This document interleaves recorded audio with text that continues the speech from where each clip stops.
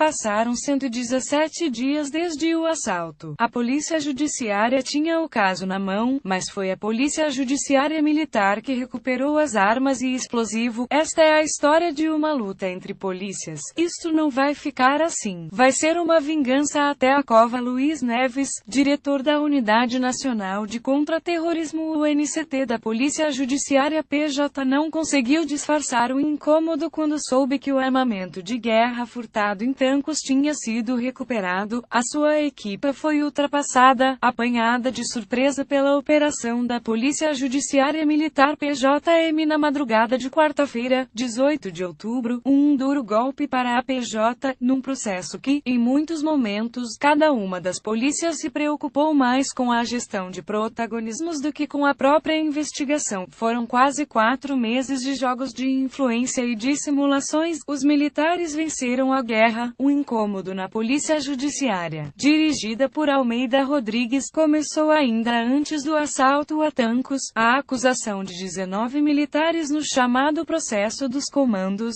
em que a PJ não teve qualquer intervenção, deixou os inspetores da Judiciária de sobreaviso. Os colegas da instituição militar estavam a conquistar demasiado palco mediático. A guerra é antiga há muito tempo que a própria PJ, além da GNR, tentam integrar nas suas estruturas a investigação dos crimes praticados em ambiente militar. Quando a notícia do assalto aos paióis nacionais de Tancos foi conhecida, a PJ entrou em campo. Nesse momento, venceu a sua primeira batalha, apenas 3 dias depois do assalto às instalações militares, mas a euforia duraria pouco. PJ trava buscas a suspeito N1 eram extemporâneas. O assalto aos paióis nacionais de Tancos tinha acontecido entre as 20 horas de dia 26 de junho e as 16 horas e 30 minutos de dia 28. Foi nesse intervalo de tempo que as habituais rondas não foram feitas segundo as regras habituais ou não foram feitas de todo. Ainda nos primeiros dias de investigação no terreno, com os primeiros interrogatórios feitos, uma ideia começou a surgir na mente dos investigadores da PJM: avançar com buscas à casa e ao cacifo de um dos militares graduados de Tancos, mas a PJ travou a fundo essas intenções dos militares. Os responsáveis da equipe de investigação da PJM tinham reunido indícios fortes contra um dos militares responsáveis por garantir a segurança àquelas instalações, um sargento da Unidade de Engenharia 1. Estavam prontos a avançar com as primeiras buscas ao principal suspeito do assalto e disseram ao Coronel Manuel Stalagem, diretor da Unidade de Investigação Criminal da PJM. O coronel, responsável pela investigação, não quis contudo dar esse passo sozinho. 4 horas e meia depois de ter sido detectado o assalto, já os primeiros militares envolvidos na segurança dos armazéns militares estavam a ser interrogados. Aos inspetores da Polícia Judiciária Militar recordaram uma ordem recebida pouco tempo antes. Esta noite, ninguém faz rondas. O sargento que tinha dado essa indicação ainda tentou conter os danos, mas era tarde demais. O seu nome já constava das notas. Os inspetores da PJM era o principal suspeito. Em vez disso, Stalagem pediu ao chefe da equipe de investigadores militares, capitão João Bengalinha, que entrasse em contato com os colegas da Polícia Judiciária. Vitor Matos, inspetor-chefe da UNCT, ouviu o plano da PJM e respondeu que teria de comunicar essa intenção ao seu superior. Era madrugada de sábado. Luiz Neves, diretor da UNCT, acabava de ser chamado a intervir. Os inspetores da PJM tinham chegado a Tancos poucas horas depois de ser detectado o arrombamento de 2 dos 29 paióis, na tarde de 28 de junho. 4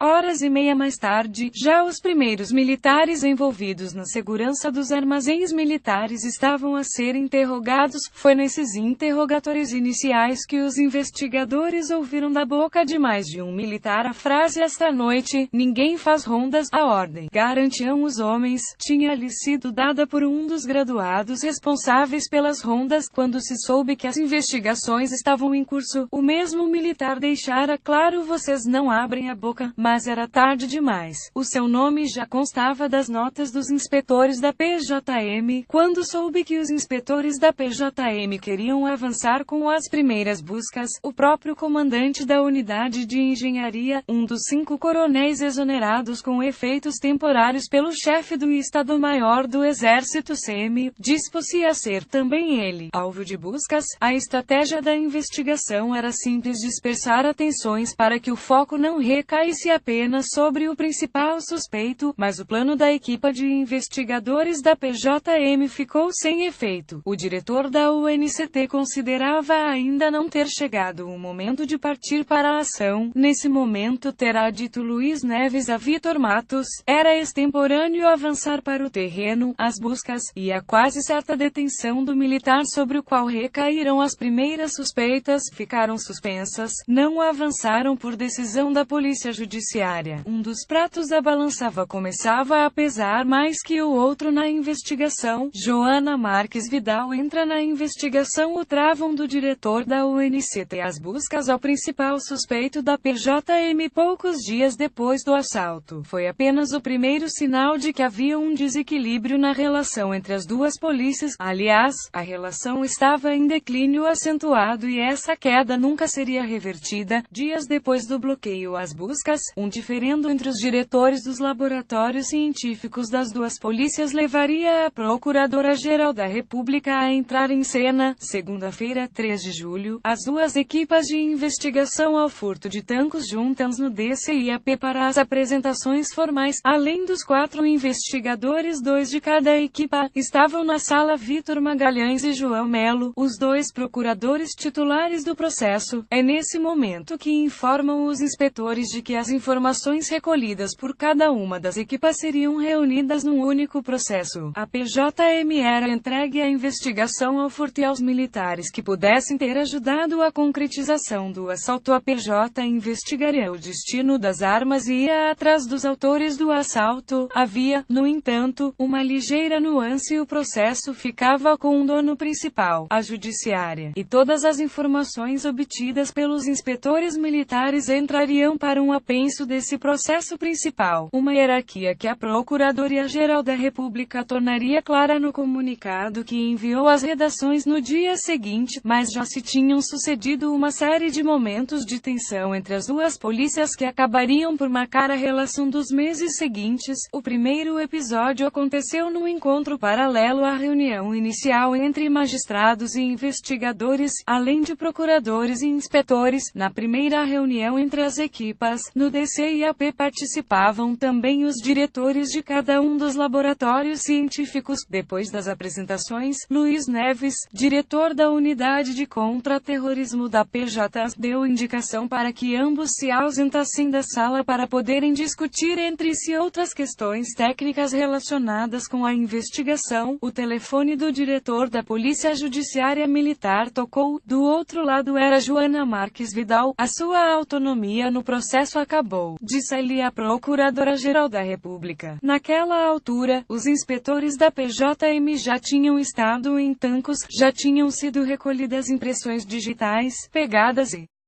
tinham sido tiradas fotografias aos canhões das fechaduras arrancados dos paióis de onde foi levado o material de guerra. O diretor do laboratório da PJ, Carlos Farinha, queria ter acesso a essas perícias, uma vez que os inspetores da Judiciária não tinham esse material da investigação na sua posse. O tom cordial da reunião anterior terminaria ali. Nuno Reboleira, responsável do laboratório militar, recusou o pedido, dizendo que só com uma autorização superior passaria essas provas para a mão da PJ. Quando recebeu uma chamada de Farinha, o diretor da PJM, Luiz Vieira, já tinha sido informado do teor dessa conversa tensa. Ao telefone também ele recusou o pedido. Eu conheço bem a dimensão do vosso laboratório, terá ouvido a Carlos Farinha dizer do outro lado da linha. O diretor da PJM percebeu nesse momento que a pressão sobre os seus homens ia aumentar e começou a pensar no passo que teria de dar em seguida para a sua instituição não ser encostada no processo, falar com os chefes militares,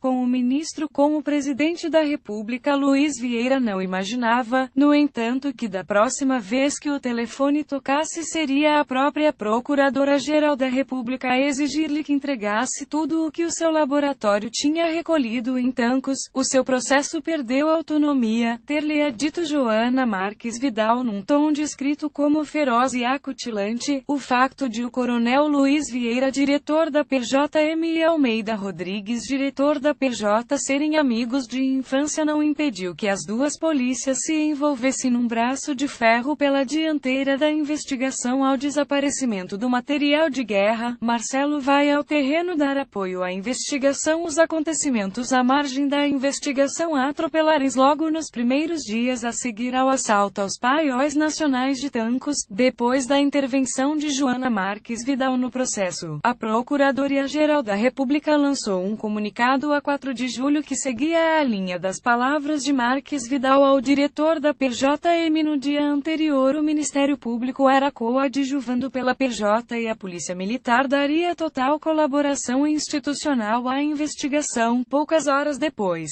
o presidente da República teria uma noção mais exata do clima que se vivia entre as duas polícias. Marcelo Rebelo de Souza chegou a Tancos à meio da tarde dessa terça-feira. Durante 2 horas, o chefe de Estado esteve com um conjunto alargado de altos responsáveis políticos e militares. No encontro participaram o chefe do Estado-Maior-General Forças Armadas, CEMGFA, o chefe do Estado-Maior do Exército, CM, o ministro da Defesa, o secretário de Estado da Defesa, o diretor da PJM, o inspetor-chefe responsável pela investigação da PJM e um elemento do laboratório científico daquela polícia. Foi a primeira vez que o coronel Luiz Vieira falou com o presidente da República em Tancos, dias depois do assalto. O diretor da Polícia Judiciária Militar dizia a Marcelo e às chefias militares que a PJ tinha sido avisada de um possível assalto. Fico muito alarmado, disse o chefe do Estado-Maior-General das Forças Armadas. Marcelo ouviu e registrou. O diretor da PJM fez um resumo sobre a última semana, desde o momento em que tinha soado o alerta para o assalto até aos interrogatórios feitos pela sua equipe de inspetores. Pelo meio, já a oposição da PJ tinha inviabilizado as buscas ao principal suspeito e já o MP tinha colocado a investigação nas mãos da PJ. Durante essa exposição, Luiz Vieira deixou cair uma informação que surpreendeu muitos dos presentes. A Polícia Judiciária tinha sido avisada de que estava iminente um assalto a uma instalação militar, como o Observador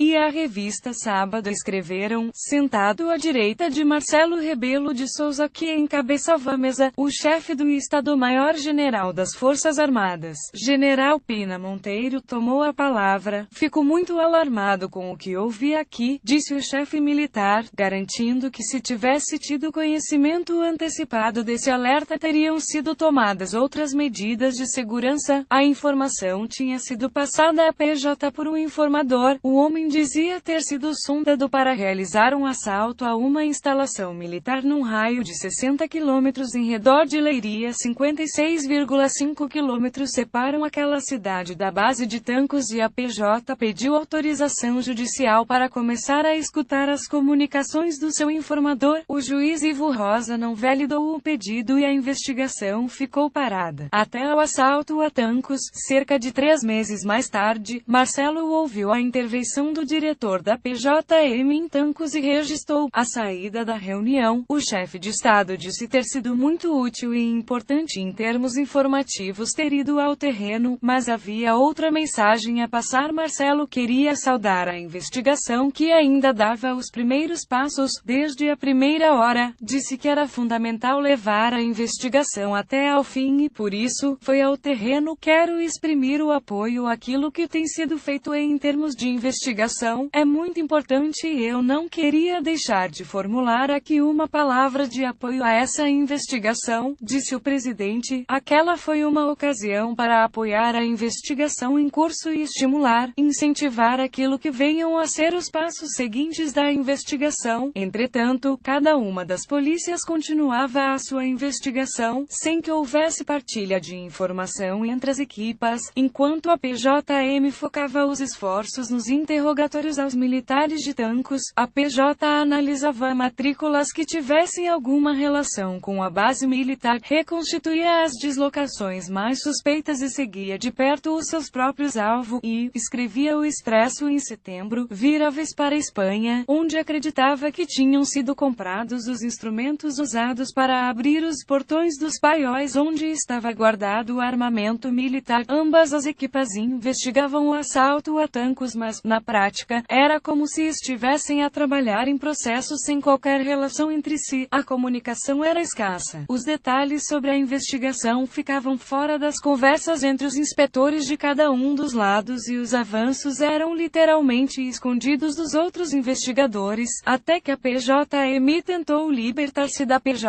Ministro da Defesa no meio de uma batalha jurídica para a Polícia Judiciária Militar. O processo de Tancos tinha um problema jurídico de base que comprometia tudo o resto na ótica da instituição liderada por Luiz Vieira. O único crime de que havia informação concreta era o furto de material de guerra. Tinham desaparecido granadas, lança-rockets, explosivos e munições de uma instalação militar. As referências da PGR a crimes de associação criminosa, tráfico de armas internacional e terrorismo internacional não tinham sustentação. Foram recuperados os manuais de direito militar e pedidos pareceres jurídicos para tentar separar as águas. Toda a linha de pensamento dos inspetores militares assentava no número 113 do Código de Justiça Militar CJM. O artigo, que respeita a competência por conexão, tem apenas uma linha e refere que a conexão não opera entre processos que sejam e processos que não sejam de natureza estritamente militar. Por outras palavras, a investigação ao furto de armamento militar de Tancos não poderia ser feita a par da investigação mais vasta que o DCIAP tinha em mãos. Para fundamentar essa posição, a equipa de investigadores da PJM recorreu a